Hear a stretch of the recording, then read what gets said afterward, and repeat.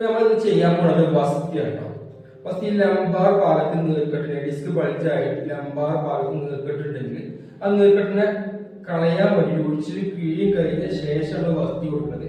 അതിനുള്ളിൽ കിടക്കുന്ന നീർക്കെട്ടുണ്ടാവും. നമ്മൾ പ്രത്യേകതരം എണ്ണ ഒഴിച്ചിട്ടാണ് ഉഴുന്ന് മാവ് കൊണ്ടാണ് ഇത് ഉണ്ടായിരുന്നത്. വസ്തിയുടെ ഈ താളങ്ങനെ ഉഴുന്ന് മാവ് ഉഴുന്ന് പൊടി മാവാക്കിയിട്ട് ഇതുപോലെ ആക്കിയിട്ടുണ്ട്.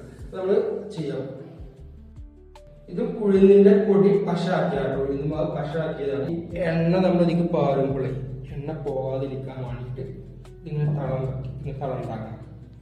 ഇത് കടിവസ്തിയാണ്. കടിവസ്തിയുടെ വസ്തി റെഡി ആയിട്ടുണ്ട്. ഇദ്ദേഹം തയ്യാറാക്കിയ തൈലം ചൂടാക്കി എനിക്ക് പാരണം. ഒരുപാട് മരുന്നുകൾ വസ്തിക്കായിട്ടുള്ള മരുന്നുകൾ ചേർത്തിട്ടാക്കി തൈലാണ്.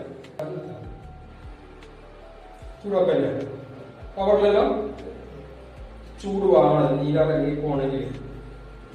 അപ്പൊ ഈ വസ്തി നട്ടലിൽ ഉണ്ടാകുന്ന ഈ ലംബാർ ഭാഗത്താണ് വസ്തി കൊടുക്കല്.